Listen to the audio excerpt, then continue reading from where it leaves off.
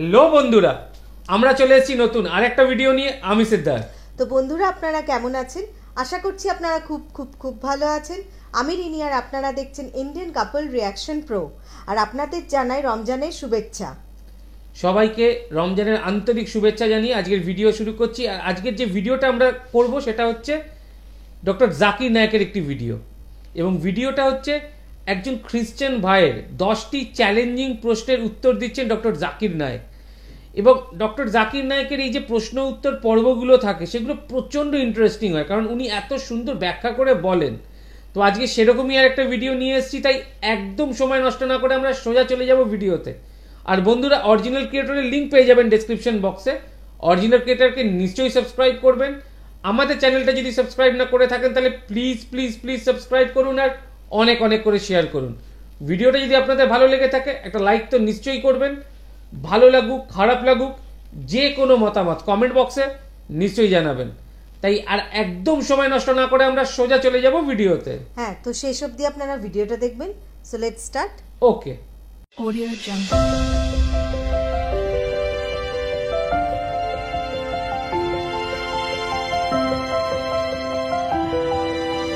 Audio Jungle. Hello sir, আমার প্রশ্নটা হচ্ছে, এমন কোনো মুসলিম কি আছে যারা বিশ্বাস করে যে কোরআন আর বাইবেল এই দুইটাই হচ্ছে আল্লাহ তাআলার বাণী? আর এরকম বিশ্বাস করা কি আপনার মতে সম্ভব যে আপনি বিশ্বাস করবেন কোরআন পাশাপাশি বাইবেল, যে দুইটাই আল্লাহর বাণী? আপনার নামটা কি ভাই? আমার নাম ডেভিড বলমার। ভাই ডেভিড, খুব সুন্দর প্রশ্ন করেছেন যে এমন কোন মুসলিম কি আছে যারা বিশ্বাস করে যে বাইবেল এবং কোরআন দুটোই আল্লাহর বাণী। আর এটা সম্ভব কিনা যে আমরা বাইবেল এবং কোরআন দুটোকে আল্লাহ তাআলার আসমানি কিতাব বলে মেনে নেব। প্রথমেই আমি বাইবেল শব্দটা নিয়ে বলি। বর্তমানে খ্রিস্টানদের যে ধর্মগ্রন্থ, আপনি কিছু মুসলিম পাবেন যারা বিশ্বাস করে যে বাইবেল আল্লাহ তাআলার বাণী। তবে কোরআনের কথা যদি বলেন, আর সেই সব মুসলিমদের কথা যদি বলেন যারা আসলেই জানে কোরআন ও ইসলামিক শরিয়া সম্পর্কে, পবিত্র কোরআন বলছে যে আমরা বিশ্বাস করব ইনজিলে, যে ওহী নাজিল হয়েছিল যীশু খ্রিস্ট বা ঈসা আলাইহিস সালামের উপর। যে মুসলিম ইসলামিক শরিয়া সম্পর্কে জ্ঞান রাখে সে নিশ্চিতভাবে জানে যে ইনজিল হচ্ছে সেই কিতাব যেটা ঈসা আলাইহিস সালামের উপর নাজিল হয়েছিল। আমরা অবশ্যই সেই আসমানি কিতাবে বিশ্বাস করব। আর ইসলাম হচ্ছে একমাত্র অখ্রিস্টান ধর্ম যেখানে ধর্মবিশ্বাসের একটা ভিত্তি হচ্ছে যীশু খ্রিস্টকে নবী বলে বিশ্বাস করা। সে মুসলিম আসলে মুসলিম নয় যে যীশু খ্রিস্টকে নবী ও রাসূল বলে মানে না। আমরা মানি যে তিনি আল্লাহ প্রেরিত একজন নবী ও রাসূল। বিশ্বাস করি যে তিনি হলেন মসীহ, অনুবাদ করলে খ্রিস্ট। বিশ্বাস করি যে তিনি অলৌকিকভাবে জন্মেছিলেন কোনো পুরুষের হস্তক্ষেপ ছাড়াই, যেটা বর্তমানের অনেক আধুনিক খ্রিস্টানই বিশ্বাস করে না। আমরা মানি তিনি আল্লাহর নির্দেশে মৃত ব্যক্তিকে জীবন দিয়েছেন। আমরা বিশ্বাস করি তিনি আল্লাহর নির্দেশে জন্মান্ধ ও কুষ্ঠরোগীদের সুস্থ করে তুলেছিলেন। আর পবিত্র কোরআন বলছে যে ইনজিল হচ্ছে সেই ওহী যেটা যীশু খ্রিস্টের উপর নাজিল করা হয়েছিল। এখন যারা বাইবেল নিয়ে গবেষণা করেছেন তারা বুঝতে পেরেছেন যে এই বাইবেল এটা সেই অরিজিনাল ওহী নয় যেটা নাজিল হয়েছিল যীশু খ্রিস্টের উপর। বাইবেলের উপর বিশেষজ্ঞ যে কোনো লোক, হোক সে খ্রিস্টান অথবা হোক হিন্দু বা সে মুসলিম, যখন আমরা বাইবেল পড়ি আমরা জানতে পারি যে যে বাইবেলটা আমরা আজকাল পড়ি, এই বাইবেল শব্দটা এসেছে গ্রিক শব্দ বিবলস থেকে, অর্থাৎ বই বা বইসমূহের বই। আর আপনিও হয়তো জানেন যে বাইবেল হচ্ছে অনেকগুলো বইয়ের সমষ্টি, 66টা। এটা খ্রিস্টানদের মধ্যে প্রোটেস্ট্যান্ট মতাবলম্বীদের কথা অনুযায়ী, আর ক্যাথলিকদের মতে বাইবেল 73টা বই অন্যরাও মানে। তাহলে এই বাইবেল শব্দটা এসেছে গ্রিক শব্দ বিবলস থেকে। আমাদের মুসলিমদের যাদের শরিয়ার উপরে জ্ঞান আছে, আমরা বলি যে বাইবেল আল্লাহ তাআলার অরিজিনাল বাণী নয়। বাইবেল নিয়ে যদি গবেষণা করেন তাহলে আপনারা দেখবেন যে সামান্য কিছু অংশ সেগুলো হতে পারে আল্লাহ তাআলার বাণী, কিছু অংশ নবী রাসূলগণের কথা, যীশু খ্রিস্টের মুখের কথা, কিছু অংশ ইতিহাসের কথা, কিছু অংশ আমার বলতে খারাপ লাগছে এমনকি পর্নোগ্রাফিও আছে। অনেক ভুল আর পরস্পর বিরোধী কথা আছে। আমরা বলতে পারি না যে বাইবেলের এই পরস্পর বিরোধী কথাগুলো আল্লাহ তাআলার বাণী। বলতে পারি না যে বাইবেলে যে বৈজ্ঞানিক ভুলগুলো রয়েছে সেগুলো আল্লাহ তাআলার বাণী। তাই আমরা যেটা বলি, আমরা মানি ইনজিল মানে সেই ওহী যেটা নাজিল করা হয়েছিল যীশু খ্রিস্টের উপর, সেটা অবশ্যই আল্লাহ তাআলার বাণী। তবে বর্তমান বাইবেল একটা মিশ্রণ। তাই সামগ্রিকভাবে কোরআন এবং বাইবেল সম্পর্কে যাদের যথেষ্ট জ্ঞান আছে তারা কখনোই এই বাইবেলকে একেবারে সম্পূর্ণভাবে আল্লাহর বাণী বলবে না। তবে হ্যাঁ, ঈসা আলাইহিস সালাম বা যীশু খ্রিস্টের উপরে যে ওহী নাজিল করা হয়েছিল সেটা আল্লাহ তাআলার বাণী। আপনার প্রশ্নের দ্বিতীয় অংশটাতে আমি যাচ্ছি, কোরআন এবং বাইবেলকে কি মেলানো সম্ভব? কোন সাদৃশ্য আছে কি? একটা লেকচার দিয়েছিলাম খ্রিস্টান ধর্ম এবং ইসলামের মধ্যে সাদৃশ্য। আমরা মুসলিমরা মানি যে আসমানি কিতাবটা নাজিল করা হয়েছিল যীশু খ্রিস্ট বা ঈসা আলাইহিস সালামের উপরে, সেটা আল্লাহ তাআলার বাণী। তাই আমরা চেষ্টা করি বেছে নিতে সেই অংশগুলো যেগুলো মিলে যাচ্ছে সর্বশেষ ও চূড়ান্ত আসমানি কিতাবের সাথে। যদি ওল্ড টেস্টামেন্ট আর নিউ টেস্টামেন্ট বলে কিছু থাকে তাহলে পবিত্র কোরআন হচ্ছে আল্লাহ তাআলার লাস্ট টেস্টামেন্ট। আর এই বইটাকে যদি পরীক্ষা করে দেখেন, হতে পারে সেটা বিজ্ঞানের পরীক্ষা, কোরআন সেখানে পাশ করেছে। আপনি কোরআনে একটাও পরস্পর বিরোধী কোনো কথা পাবেন না, কোরআনে আপনি কোনো ভুল খুঁজে পাবেন না। যদি আপনি কোরআনকে পরীক্ষা করেন, একই রকম পরীক্ষা করতে পারেন হিন্দু ধর্মগ্রন্থকে বা কোরআনকে অথবা বাইবেলকে, আপনি দেখবেন কোরআন সেই পরীক্ষায় পাশ করবে। তবে দুর্ভাগ্যজনকভাবে বাইবেল পরীক্ষায় ফেল করবে। আমি একটা বিতর্ক করেছিলাম আমেরিকায় বিজ্ঞানের আলোকে কোরআন ও বাইবেল। সেখানে আমার অপর বক্তা ছিলেন ডক্টর উইলিয়াম ক্যাম্বেল। তিনি একটা বই লিখেছিলেন যেখানে কোরআনের নাকি 30টা বৈজ্ঞানিক ভুল আছে। অনেক বছর কোনো মুসলিম তার উত্তর দেয়নি। তখন আমি গেলাম শিকাগোতে এবং তার সাথে একটা বিতর্ক করলাম। আর আলহামদুলিল্লাহ, আল্লাহর দয়ায়, আল্লাহর করুণায় আমি তার সবগুলো অভিযোগের উত্তর দিলাম। তারপর আমি তাকে দেখালাম বাইবেলে 38টা ভুল, বৈজ্ঞানিক ভুল, তিনি সেগুলোর উত্তর দিতে পারেননি। এবারে আপনার প্রশ্নটা যে এই দুটোকে কি মেলানো সম্ভব? হ্যাঁ, সম্ভব। আমি কি করেছি? আমি বাইবেল থেকে শুধুমাত্র সেই অংশগুলো নিয়েছি যেগুলো কোরআনের সাথে মিলে যায়। আর আমরা মুসলিমরা কোনো আপত্তি ছাড়াই মেনে নেব যে এই অংশের এই কথাগুলো আল্লাহ তাআলার বাণী। কারণ পবিত্র কোরআন, এটা আরবিতে। এই কোরআনকে বলা হয় ফুরকান, মানে সেই মানদণ্ড যেটা দিয়ে বিচার করা হয় সঠিক আর বেঠিক। এরকম মানদণ্ড থাকলে আমরা সহজে ঠিক বেঠিক বের করতে পারবো। যখন ব্যবহার করছি এই মানদণ্ড, যেগুলো মিলে যাচ্ছে কোরআনের সাথে, সেগুলোকে আমরা মুসলিমরা সামগ্রিকভাবে কোন রকম আপত্তি ছাড়াই মেনে নেব যে বাইবেলের এই কথাগুলো আল্লাহ তাআলার বাণী। এখন বাইবেল আর কোরআন, এদের মধ্যে অনেক সাদৃশ্য আছে। এখানে সময় কম, তাই সবগুলো আমি বলতে পারবো না। তবে যে কথাগুলো আগেও বলেছিলাম, আমরা মুসলিমরা মানি যীশু খ্রিস্ট বা ঈসা আলাইহিস সালাম আল্লাহ প্রেরিত একজন নবী ও রাসূল। মানি তিনি অলৌকিকভাবে জন্মেছিলেন পুরুষের হস্তক্ষেপ ছাড়াই। বিশ্বাস করে তিনি আল্লাহর নির্দেশে মৃত ব্যক্তিকে জীবন দিয়েছেন। বিশ্বাস করে তিনি আল্লাহর নির্দেশে জন্মান্ধ কুষ্ঠরোগীদের সুস্থ করে তুলেছিলেন। তাহলে মুসলিম আর খ্রিস্টানরা আমরা এখানে এক। তবে আমাদের মধ্যে পার্থক্য আছে। এরকম অনেক খ্রিস্টান আছে যারা বলে যে যীশু খ্রিস্ট নাকি নিজেকে ঈশ্বর বলে দাবি করেছিলেন। তিনি বলেছেন তিনি নাকি ঈশ্বর।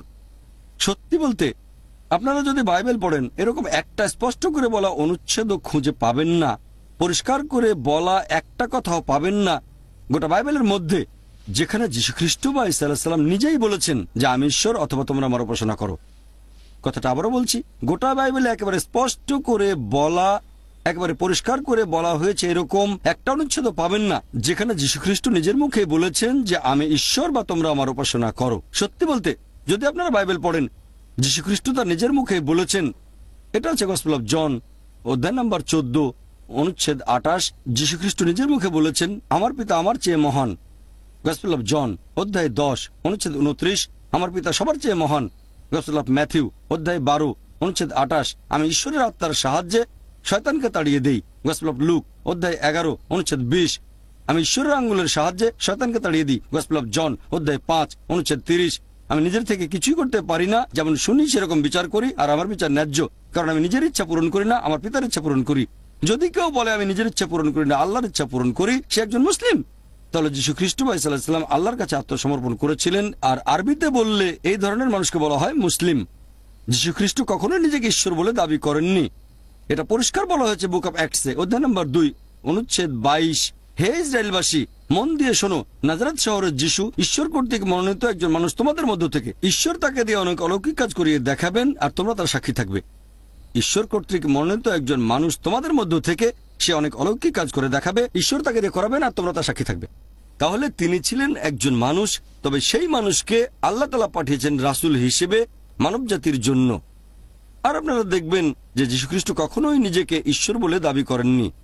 তিনি ছিলেন আল্লাহ তাআলার প্রেরিত একজন নবী ও রাসূল। সেজন্য আমরা বলি যে বাইবেল আর কোরআনের মধ্যে অনেক সাদৃশ্য আছে।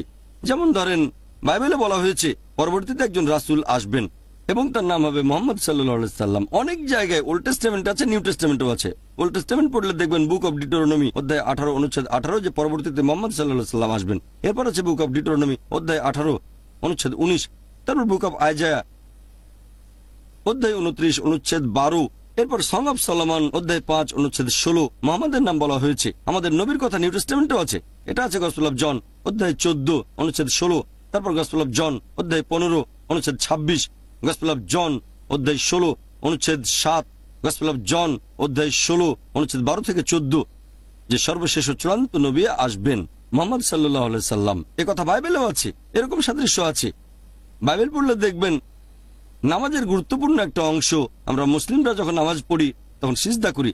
এই সিজদার কথা বাইবেলে অনেক জায়গায় আছে, যেমন বুক অফ জেনেসিস, তারপর বুক অফ জোশুয়া, তারপর গসপেল অফ ম্যাথিউ।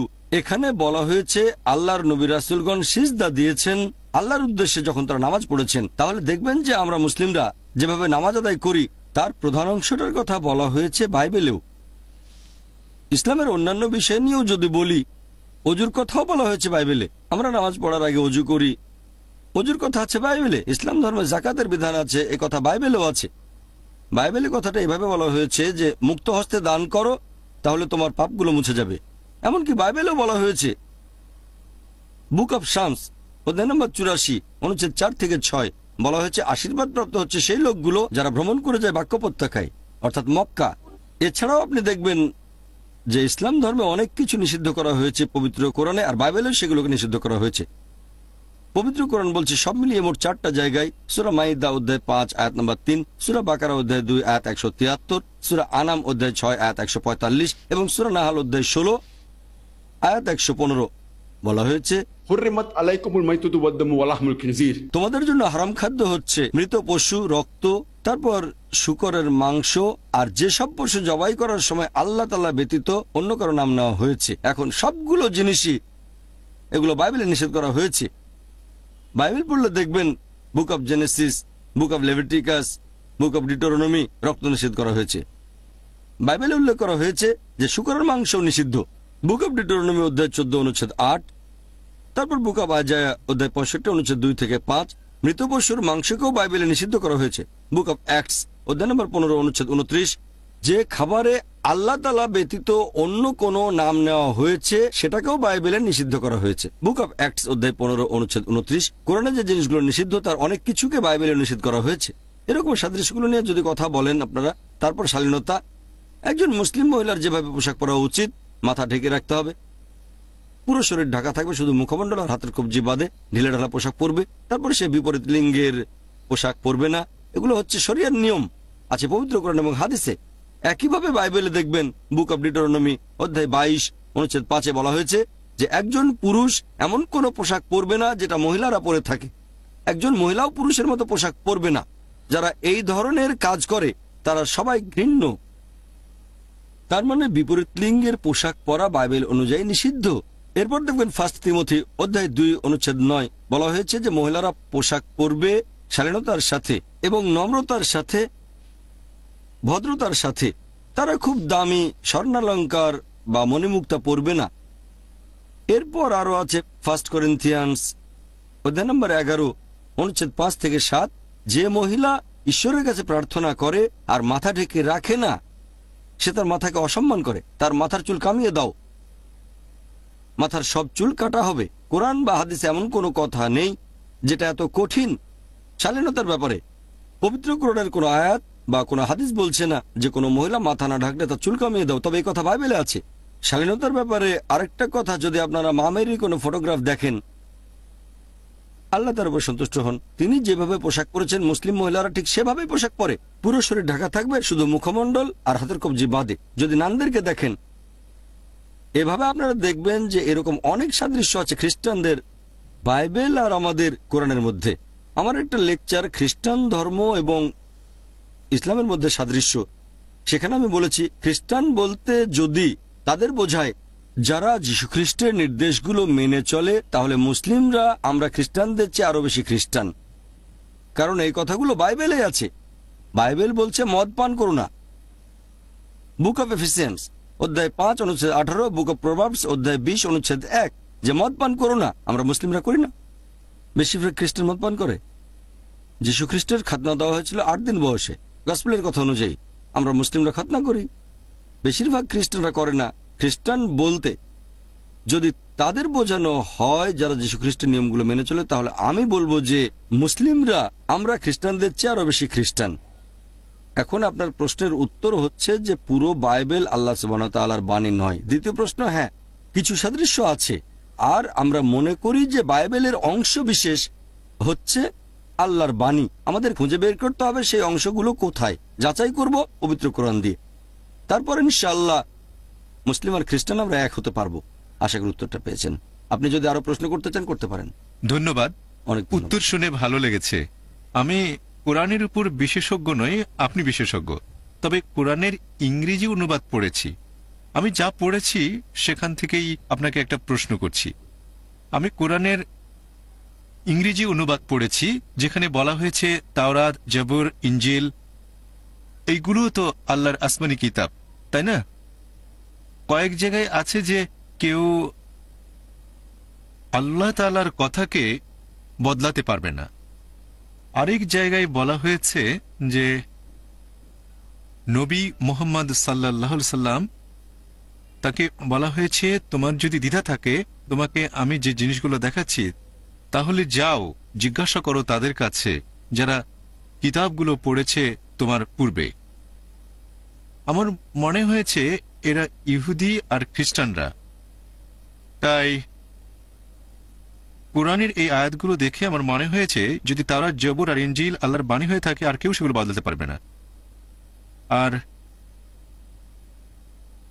মুহাম্মদ সাল্লাল্লাহু আলাইহি সাল্লাম জিজ্ঞাসা করবেন ইহুদি আর খ্রিস্টানদের যদি কোনো সন্দেহ থাকে তার কাছে যেটা নাজিল করা হয়েছে, তাহলে এটা কি কখনোই সম্ভব যে পবিত্র বাইবেলের কিছুই আসলে বদলায়নি? কারণ মানুষ তো আল্লাহর বাণীকে কখনোই বদলাতে পারবে না। আর যদি ধরে নেন বাইবেলে কিছুই বদলায়নি, তারপর আপনি এমনভাবে বাইবেলের বিভিন্ন জিনিসের ব্যাখ্যা করলেন যেটা কোরআনের সাথে মিলে যায়, এরকম কি সম্ভব? এটাই ছিল আমার মূল প্রশ্ন। খুব সুন্দর আর প্রশ্ন। পবিত্র কোরআন বলছে যে আল্লাহর আপনার বাণীকে প্রশ্ন আমি বুঝতে বদলানো পেরেছি। যাবে না। বুঝতে পেরেছি আমি।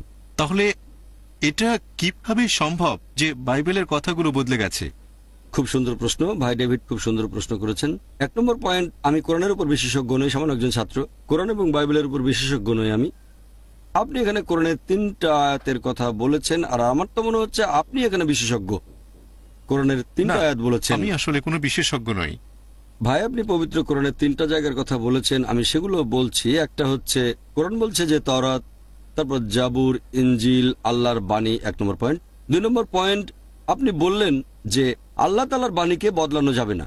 আর 3 নম্বর পয়েন্টে বলেছেন যদি তুমি না জানো তাহলে জিজ্ঞেস করো যে তাওরাত সম্পর্কে জানে। 3টা অংশের কথা বলেছেন, আর এগুলোর ভিত্তিতে বলেছেন এমনকি হতে পারে যে বাইবেল পুরোপুরি কোরআনের সাথে মিলে যায়, বাইবেল বদলানো হয়নি। প্রশ্নটা খুবই সুন্দর। এবার মূল প্রশ্নতে আসি। প্রথমে আমি 3টা অংশে জবাব দেবো, তারপর মূল প্রশ্নে যাব।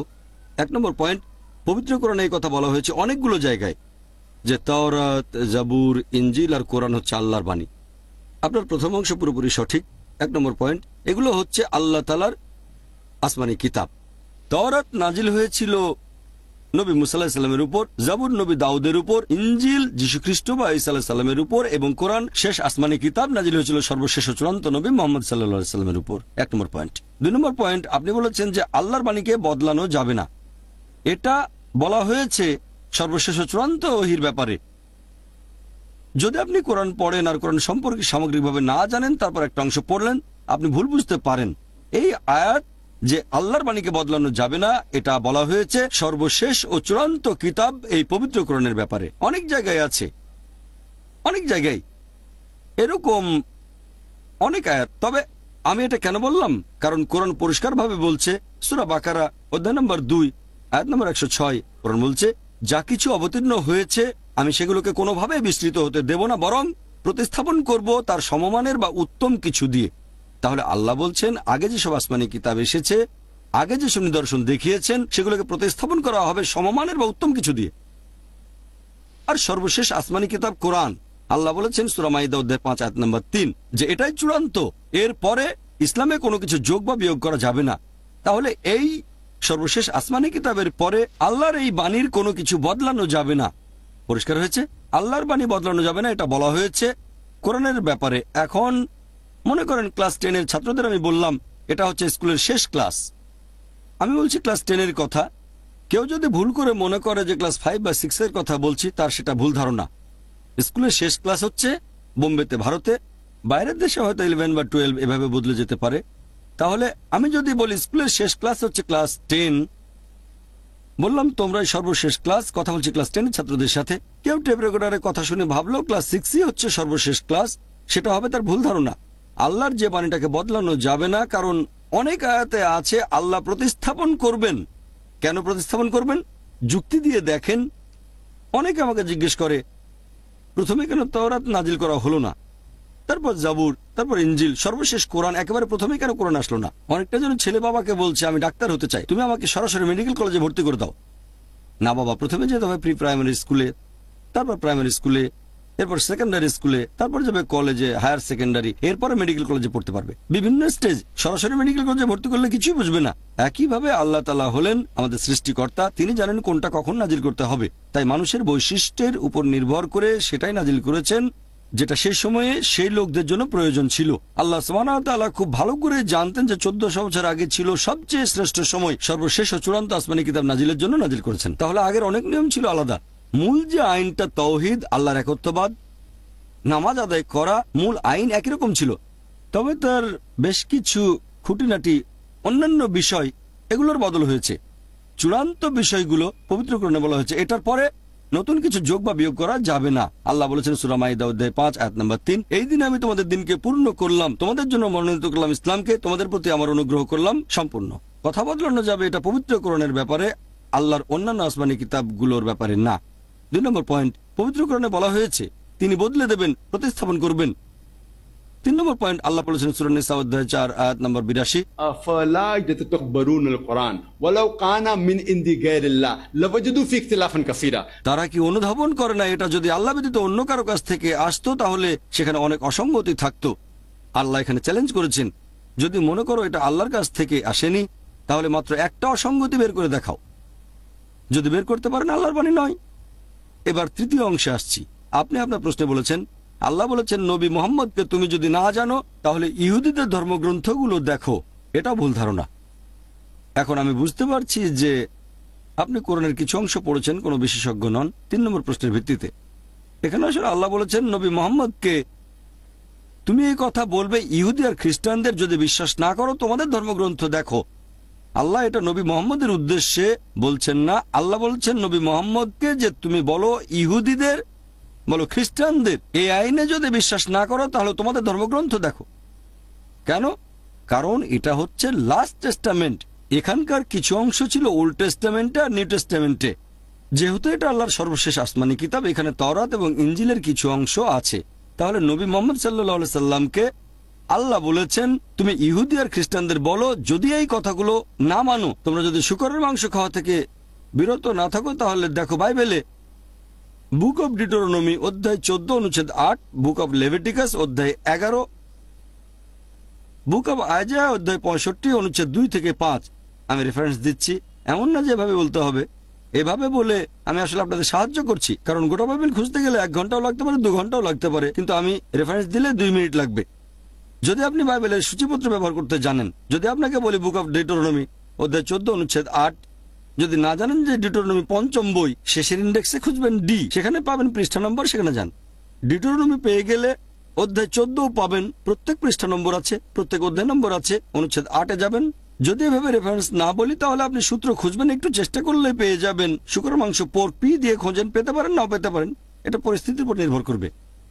তাহলে একইভাবে নবী মুহাম্মদ, আমি এটা থেকেই শিখছি, আমি আল্লাহর কাছ থেকে পথ নির্দেশনা নিচ্ছি, যেভাবে আল্লাহর নবী মুহাম্মদ ইহুদি আর খ্রিস্টানদের বুঝিয়েছেন আমিও একই উপায় আপনাকে বোঝাতে চাচ্ছি। আমি হতে চাই নবীর একজন ছাত্র, তার পথ নির্দেশনা নিচ্ছি।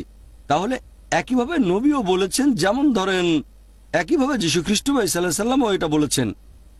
একই কথা, তোমরা যারা কোনো পাপ করনি তারা এই মহিলাকে প্রথম পাথরটা মারো, বলা হয়েছে কিনা? সে সময় যীশু খ্রিস্ট এই কথাটা বলেছিলেন ইহুদিদের উদ্দেশ্যে। মুহাম্মদ একই কথা বলেছেন যে তোমরা নিজেদের ধর্মগ্রন্থ খুলে দেখো, সেখানে আইনটা কি। নবী মোহাম্মদ যেসব কথা বলেছেন ইহুদি আর খ্রিস্টানরা তার অনেক কিছুই মানেনি। নবী বললেন এই কথাগুলো আছে তোমাদের ধর্মগ্রন্থে, তার মানে তিনি আল্লাহ প্রেরিত দূত। এমন না যে তিনি পড়েছেন তাওরাত, এমন না যে পড়েছেন ইনজিল। নবী তো হিব্রু জানতেন না। আর সে সময় বাইবেলের কোনো আরবি ভার্সনও ছিল না, আরবি ভার্সন এসেছে পরবর্তীতে, ঠিক? তাহলে নবী সেই কিতাবগুলো পড়েননি, তিনি ছিলেন নিরক্ষর, ঠিক? যেহেতু তাকে আল্লাহ সুবহানাহু ওয়া তাআলা বলেছিলেন রাসূল বলে তিনি সরাসরি ওহী পেতেন, তাকে আল্লাহ বলতে বলেছেন, নবী বলেছেন দেখো, তারা তখন সব দেখে বুঝতে পারল। তাহলে আমাদের নবী মুহাম্মদ সে সময় ইহুদি আর খ্রিস্টানদের যেভাবে বুঝিয়েছিলেন, আমিও চেষ্টা করছি এটা ছোট্ট পরিসরে সেখানে পৌঁছানোর। আমি বোঝাতে চাচ্ছি আপনাকে যে ভাই, যদি এই কথাগুলো ভুল মনে হয় কোরআনকে ভুলে যান। আপনি কোরআনকে বিশ্বাস করেন না, পাশে সরিয়ে রাখেন। তারপর আপনি যদি বাইবেলকে ঈশ্বরের বাণী বলে মনে করেন, তাহলে কি বাইবেল মেনে চলবেন? আপনি বাইবেলকে ঈশ্বরের বাণী বলে মনে করেন, হ্যাঁ বা না? হ্যাঁ, বাইবেল বলছে শুকরের মাংস খেও না, শুকরের মাংস খান। এটা তো পুরনো নিয়ম। উত্তর হতে পারে হ্যাঁ অথবা না, অথবা বাইবেলে এরকম কিছু বলেনি। আমাকে একটু বলতে দেন। শিওর, বলেন আপনি। আমার জানা মতে নবী মুহাম্মদ এর জীবদ্দশাতেই সেখানে কিছু জিনিস একটা সময় পর্যন্ত সেগুলো হালাল ছিল, তারপর সেটাকে হারাম করা হয়েছে, অথবা যেটা হারাম ছিল সেটাকে হালাল করা হয়েছে। এরকম তো অনেক সময় হয়েছে। তাই খ্রিস্টানরা আমরা বিশ্বাস করি যে ইসরায়েলের লোকদের জন্য, ইহুদিদের জন্য যখন আল্লাহ প্রেরণ করেছিলেন মুসা নবীকে, আমরা বিশ্বাস করি তাদের জন্য শুকর হারাম ছিল, আর সেজন্যই এই কথাটা তাওরাতে আছে। ভাই, কোনো একটা প্রতিষ্ঠানে আপনাকে যদি কোনো নির্দেশ দেওয়া হয়, আপনি দেখবেন নির্দেশটা দিচ্ছে কে। উচ্চ কর্তৃপক্ষের নির্দেশটা থাকবে সবার উপরে। যেমন ধরেন ক্লাসে টিচার ছাত্রদের কিছু নির্দেশ দিলেন, প্রিন্সিপাল সে নির্দেশটা বদলে দিলেন, তার সে ক্ষমতা আছে। তবে প্রিন্সিপালের নির্দেশকে বদলানোর ক্ষমতা টিচারের নেই। তাহলে প্রত্যেকটা ধর্মে উচ্চ কর্তৃপক্ষের কথায় নিয়ম বদলাতে পারে, নিম্ন কর্তৃপক্ষ নয়। পবিত্র কোরআন পড়লে দেখবেন সেখানে বলা হয়েছে যেগুলো নিষিদ্ধ করা হয়েছিল ইহুদিদের জন্য কোরআনে আছে। যেমন ধরেন ষাঁড়ের চর্বি ইহুদিদের জন্য হারাম ছিল, তোমাদের জন্য হালাল। কে বলেছেন? সর্বোচ্চ কর্তৃপক্ষ আল্লাহ। আমি জানি আপনি বাইবেলের কোন জায়গার কথা বলছেন। সেন্ট পিটার একটা স্বপ্ন দেখলেন। কি আমি ঠিক বলেছি? Saint Peter? হ্যাঁ, পিটার ঠিক বলেছেন। পিটার একটা স্বপ্ন দেখলেন যে তিনি খাবারের টেবিলে আর শুকরের মাংস খাচ্ছেন। এটা ছিল স্বপ্নের একটা ঘটনা। যীশুখ্রিস্টের যে কোনো শিষ্য, এমনকি যদি সেন্ট পলও হয়, যিনি ছিলেন যীশুখ্রিস্টের স্বঘোষিত একজন শিষ্য, তারা কিন্তু কেউ যীশুখ্রিস্টের উপরে নন। যীশুখ্রিস্ট তার নিজের মুখেই বলেছেন, গসপেল অফ ম্যাথিউ অধ্যায় নম্বর 5 অনুচ্ছেদ 17 থেকে 20, মনে করো না আমি আগের নবীগণের আইন বাতিল করতে এসেছি। আমি বাতিল করতে আসিনি, সম্পূর্ণ করতে এসেছি। যতদিন আকাশমণ্ডলী আর পৃথিবী থাকবে, একটা ক্ষুদ্র কোনো আইনের ফাঁক গলে যেতে পারবে না, সবই পূরণ করা হবে। তোমাদের মধ্যে যে এই আইনগুলোর সামান্য কিছু অংশ লঙ্ঘন করবে, সামান্য ক্ষুদ্রাতি ক্ষুদ্র যে আইনগুলোর সামান্য কিছু লঙ্ঘন করবে আর অন্যদের তা শেখাবে, সে স্বর্গের রাজ্যে প্রবেশ করতে পারবে না।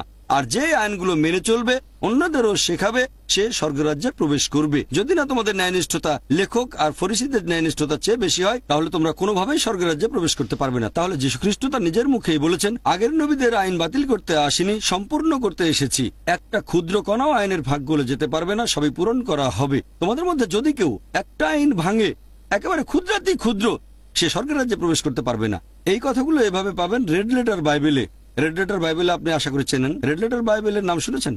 মাশাআল্লাহ, ভালো, আলহামদুলিল্লাহ, খুব ভালো। আল্লাহ আপনাকে রহমত করুন। রেড লেটার বাইবেল হচ্ছে সেই বাইবেল, যারা জানেন না তাদের বলছি, এখানে লাল অক্ষরে সেই কথাগুলো লেখা আছে যেগুলো যীশুখ্রিস্ট তার নিজের মুখে বলেছেন। কারণ বাইবেলের সব কথাই যীশুখ্রিস্টের নিজের মুখের কথা নয়। পবিত্র কোরআনে যা আছে তার সবকিছুই 100% ক্ষুদ্রাতি ক্ষুদ্র কণাও মানুষের লেখা নয়, আল্লাহর ওহী।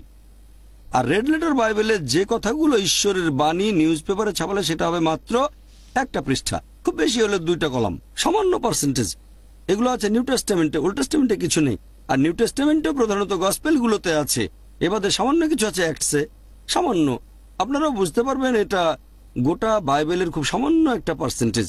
আর এই লাল অক্ষরের কথাগুলোই যীশুখ্রিস্টের নিজের মুখের কথা। কালো অক্ষর লাল অক্ষরের নিয়মকে বদলাতে পারে না, কারণ লাল অক্ষরগুলো যীশুখ্রিস্টের মুখের কথা, কালো অক্ষরগুলো বলেছেন অন্য কেউ, হয়তো যিশুর শিষ্য অথবা ঐতিহাসিক অথবা XYZ বা অন্য যে কোনো কেউ। কালো অক্ষর কখনোই লাল অক্ষরের নিয়ম বদলাতে পারবে না। কেন? লাল অক্ষরগুলো যীশুখ্রিস্টের নিজের কথা। যদি না মনে করেন যে পল, পিটার, থমাস এরা যীশুখ্রিস্টের উপরে না, আমাদের ইসলাম ধর্মেও আমরা এক আল্লাহকে বিশ্বাস করি, নবী মোহাম্মদ সাল্লাল্লাহু সাল্লামকে বিশ্বাস করি, তারপর রয়েছেন নবীর সাহাবাগণ, আপনাদের অ্যাপোস্টল, আমাদের সাহাবাগণ। যীশু খ্রিস্টের বেশ কিছু শিষ্য ছিলেন, নবী মোহাম্মদ সাল্লাল্লাহু সাল্লামেরও কিছু সহচর ছিলেন। তবে সাহাবা উপরে নন। যদি আমাকে দেখান একজন সাহাবী নবী মোহাম্মদের বিপক্ষে বলেছেন, সে কথাটা ফেলে দেন। নবী মোহাম্মদ 1 নম্বরে মানুষের মধ্যে, আল্লাহর পরে নবী মোহাম্মদ 1 নম্বর, তারপর রয়েছেন সাহাবাগণ। এরকম বিভিন্ন স্তর আছে। কোন সাহাবীর কথা আমাদের নবীর কোনো নিয়মকে বদলাতে পারবে না, কখনো না। প্রত্যেকটা ধর্মেই বিভিন্ন স্তর থাকে। আল্লাহর বাণীকে কোনো নবী বা রাসূল বদলাতে পারবেন না। কোন সাহাবীর কথা নবীর বলা কোনো নিয়মকে বদলাতে পারবে না। আপনি যেটার কথা বলছেন সেটা নিচের স্তরে ঠিক না বেঠিক পরে আলোচনা করা যাবে। আপনার কথা ঠিক না বেঠিক সেটা আলাদা ব্যাপার। তর্কের খাতিরে মানলাম আপনি ঠিক, যে কথাগুলো বলেছেন এখন সেটা কালো অক্ষর। ঠিক, কালো অক্ষর লাল অক্ষরের নিয়মকে বদলাতে পারবে না। আপনি যদি বাইবেলের উপর বিশেষজ্ঞ হন তাহলে এটা জানা থাকবে আপনার। যদি বাইবেল বিশেষজ্ঞ না হন, অন্য কেউ আপনাকে বলল, তাহলে প্রশ্নের তৃতীয় অংশটার উত্তর দিলাম। এখন মূল প্রশ্নটা ছিল এই তিনটার ভিত্তিতে। আমাকে কিছু না, না, বলতে দিন। আপনাকে আরো সময় দেব। আগে উত্তরটা শেষ করি। প্রথমে উত্তরটা দেই, তারপর বলবেন কোনো সমস্যা নেই, অন্য দর্শকদের চেয়ে আপনাকে বেশি সুযোগ দেবো। আপনি আমাদের অতিথি ভাই, আপনি অতিথি, আপনার সাথে কথা বলতে ভালো লাগবে। প্রথমে আপনার উত্তরটা দেই।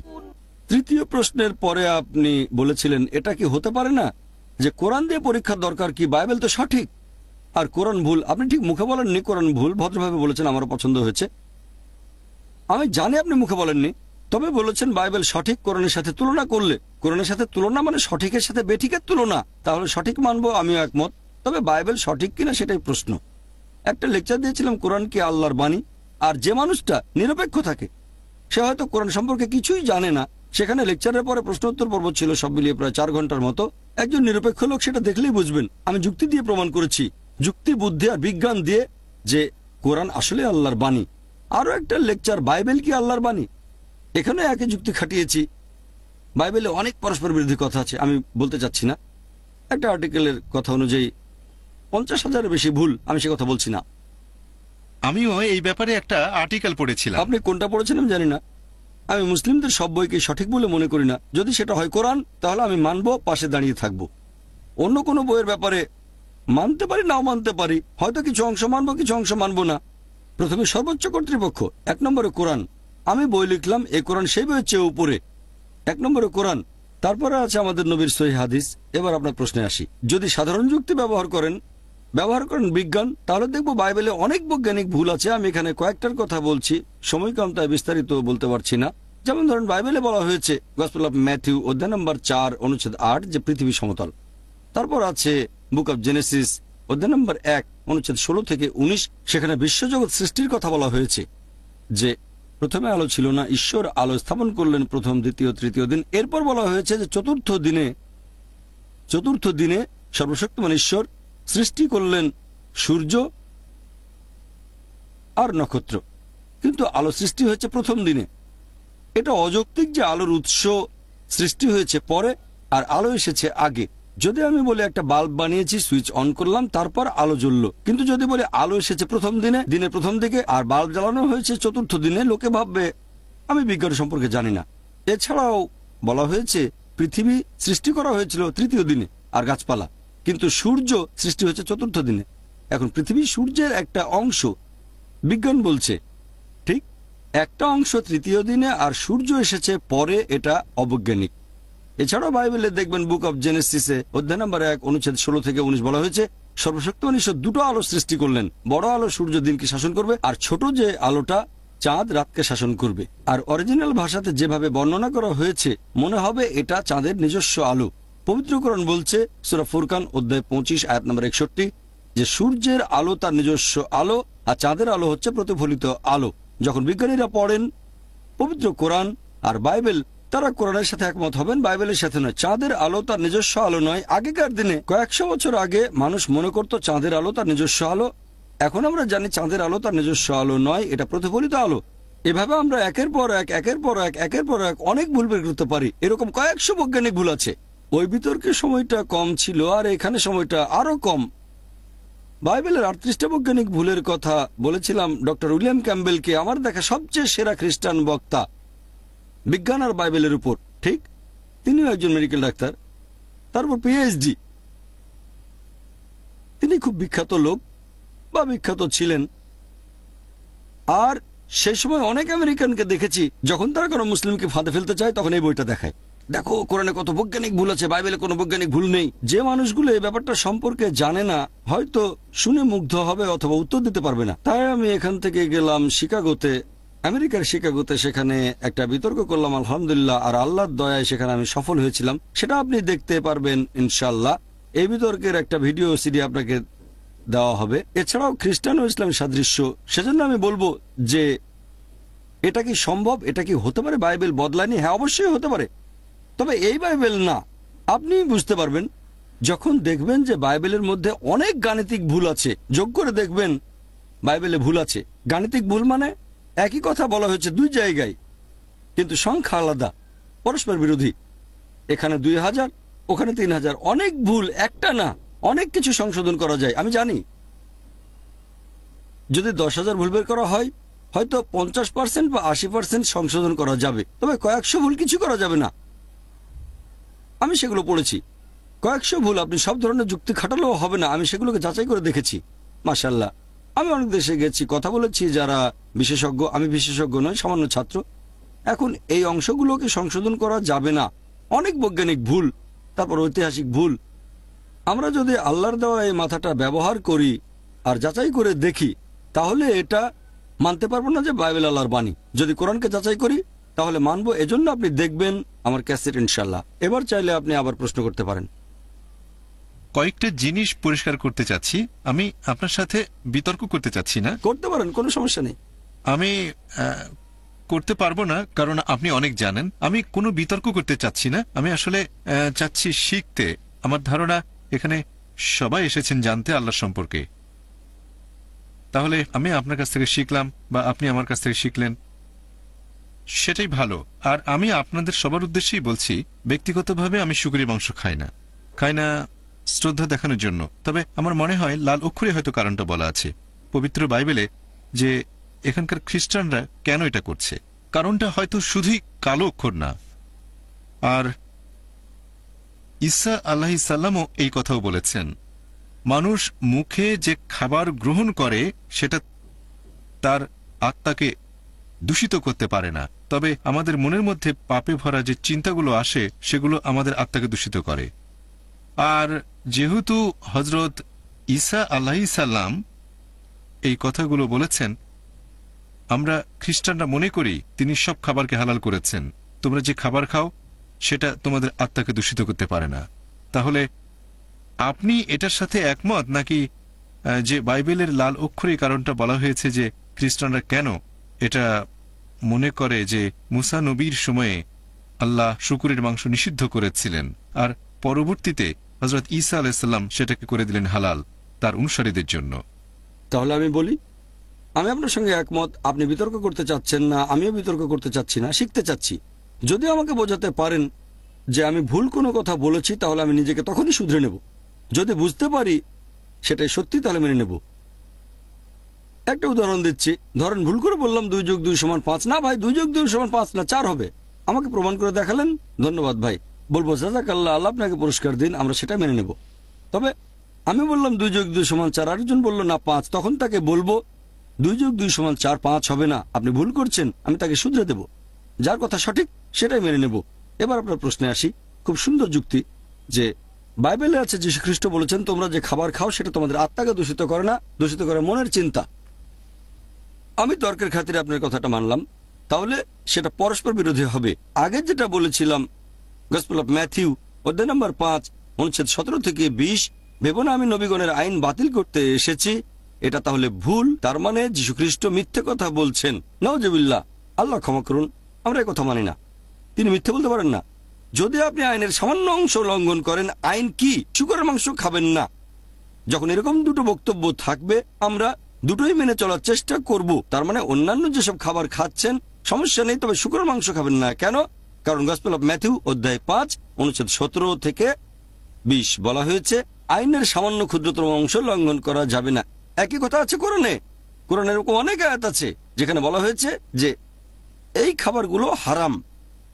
তার মানে এই না যে শুধু এই 4টাই হারাম, আরেকটা হারাম করা হয়েছে হয়তো অন্য জায়গায়। এরকম একটা বলেছিলাম মৃত জন্তু, রক্ত এবং শুকরের মাংস। আরেক জায়গায় বলা হয়েছে মদপান করা হারাম।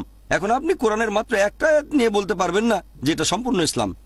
ঠিক, যেটাকে হারাম বলা হয়েছে সেটা হারাম, তারপর বলা হয়েছে অন্য সব খাবার হালাল। আর এখানে আমরা দেখতে পাচ্ছি যে খ্রিস্টানদের বাইবেলে লালক্ষর বলছে, আমি নবীগণের আইন সম্পূর্ণ করতে এসেছি, একটা বাতিল করতে আসিনি। যদি তোমাদের মধ্যে কেউ সেই আইনের সামান্য অংশ লঙ্ঘন করো তাহলে সে স্বর্গের রাজ্যে যেতে পারবে না। যিশুর অন্যান্য কথাগুলো এই কথাগুলোর বিরুদ্ধে যেতে পারে না। তা না হলে যীশু খ্রিস্ট বা ঈসা আলাইহিস সালাম মিথ্যে কথা বলেছেন, নওজুবিল্লাহ, আমরা সে কথা মানি না। তাহলে আমরা যীশু খ্রিস্টকে নিচে নামিয়ে দিয়ে পল বা পিটারকে উপরে তুলব না, না করা যাবে না, এটাই আইন। তাই এক্ষেত্রে আমরা বলবো যে যেহেতু পল বা পিটার কিছু বলেছিলেন বা থমাস কিছু বলেছিলেন, আমরা কি যীশু খ্রিস্টের কথার বিরুদ্ধে যাব? আমি বলবো না। আমরা বলবো পল, পিটার, থমাস যা বলুক সেটা ভুল। আমরা যদি চাই তাহলে এভাবে সংশোধন করে নিতে পারি। যদি এই কথাটা সেখানে না থাকতো, গসপেল অফ ম্যাথিউ অধ্যায় 5 অনুচ্ছেদ 17 থেকে 20, যদি এটা না থাকতো যে সামান্য আইনও ভেঙো না, হয়তো একেবারে শিওর না, হয়তো তখনও বিরুদ্ধে যুক্তি দেখাতে পারতাম। এখানে সময় কম, তাই প্রথমেই দিলাম টেক্কা। হয়তো এটা না থাকলে বলতাম খুব ভালো, আপনার কথা মেনে নিলাম আমি।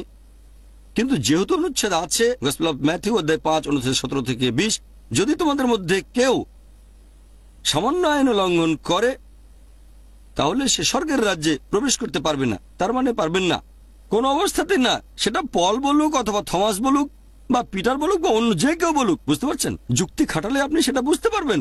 আপনি যেটা করছেন, পলকে উপরে উঠাচ্ছেন। আপনি মানে আমি বলছি কিছু খ্রিস্টান, আপনারা মানে খ্রিস্টানরা যিশুর শিষ্যকে উপরে উঠাচ্ছেন, এভাবে বলছেন যে যীশু খ্রিস্ট, আল্লাহ মাফ করুন, মিথ্যে বলছেন। আমি এটা মানতে পারছি না। এভাবে আপনি বিভিন্ন ধর্মের মধ্যে একটা তুলনা করতে পারেন। এরকম তুলনার উপর ভিত্তি করে আমরা যেটা বলি, যদি খ্রিস্টান বলতে তাদের বোঝানো হয় যারা যীশু খ্রিস্টের নির্দেশগুলো পালন করে, তাহলে মুসলিমরা আমরা খ্রিস্টানদের চেয়ে অনেক বেশি খ্রিস্টান। শুকরের মাংস না খেলে আপনাকে অভিনন্দন জানাই। হয়তো যখন এই অডিটোরিয়াম থেকে বের হবেন, মদ পান করার অভ্যাস থাকলে সেটা বাদ দিয়ে দেবেন। যদি আপনি যীশু খ্রিস্টের উপাসনা করে থাকেন, হয়তো যখন অডিটোরিয়াম থেকে বের হবেন তখন থেকে যীশু খ্রিস্টের উপাসনা করা বন্ধ করে দেবেন। আমি আল্লাহর কাছে দোয়া করছি আপনাকে আমাকে যেন তিনি পথ দেখান। শুনে খুব ভালো লেগেছে যে অডিটোরিয়ামে আসার আগে আপনি শুকরের মাংস খাননি। হয়তো আমার লেকচার শোনার পরে মদ পানের অভ্যেস থাকলে সেটাও বাদ দিয়ে দেবেন।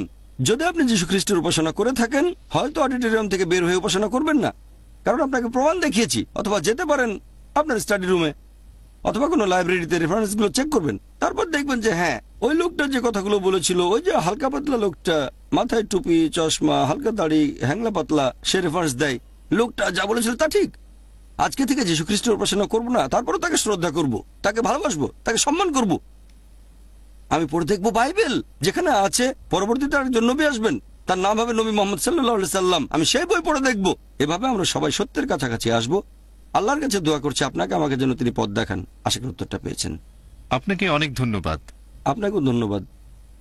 হ্যাঁ, ওনাকে 2টো ভিসিডি দিয়ে দেন। এই সিডিগুলো দেখবেন ভাই, 2টো ভিসিডি। একটা হচ্ছে আমার লেকচার খ্রিস্টান ধর্ম ও ইসলামের মধ্যে সাদৃশ্য, সেখানে রেফারেন্সগুলো পাবেন। সবাই তো মনে রাখতে পারে না। হ্যাঁ ভাই বলেন। কোনো ব্যাপারে প্রশ্ন থাকলে পরে জিজ্ঞাসা করব। অবশ্যই অবশ্যই জিজ্ঞেস করবেন।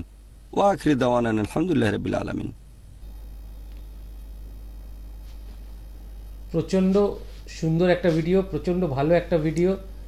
এবং একটা জিনিস যেটা বোঝা যায় যে সঠিক ইসলাম মানে সে অ্যাকচুয়ালি মানে একজন খ্রিস্টানের থেকেও বড় খ্রিস্টান। আর এত সুন্দরভাবে পুরো ভিডিওটাতে বাইবেল এবং কুরআনের যে সাদৃশ্য আছে বা যে তফাৎগুলো আছে সেগুলোকে বিশ্লেষণ করলেন ডক্টর জাকির নায়েক। এবং যিনি প্রশ্ন করলেন তার প্রশ্ন দুটোও এত সুন্দর ছিল যে যার উত্তরটা আরও সুন্দর হলো। এবং খালি সাদৃশ্য যেটা আছে সেটাই না, তার সাথে যে বাইবেল পুরোপুরি ঈশ্বরের বাণী নয় সেটা এত সুন্দরভাবে বিশ্লেষণ করলেন যে বাইবেলের কিছু কিছু অংশ হয়তো আছে, কিন্তু বাইবেলটা যখন পরবর্তীকালে ইভলভ হয়েছে এবং যেখানে ওল্ড টেস্টামেন্টে বলা হচ্ছে 66খানা বই এবং নিউ টেস্টামেন্টে 73খানা বইয়ের সমষ্টি, এবং তার মধ্যে অনেক কিছু আছে যেগুলো ঈশ্বরের বাণী হতে পারে না। তো সেই জিনিসগুলো এত সুন্দরভাবে বিশ্লেষণ করলেন। এবং ওই যে ভাই যিনি প্রশ্ন করেছিলেন তিনি অবধি তার এক্সপ্রেশনে বোঝা যাচ্ছিল যে তিনি অব্দি উদ্বুদ্ধ হয়ে গেছেন ওনার বক্তব্যে।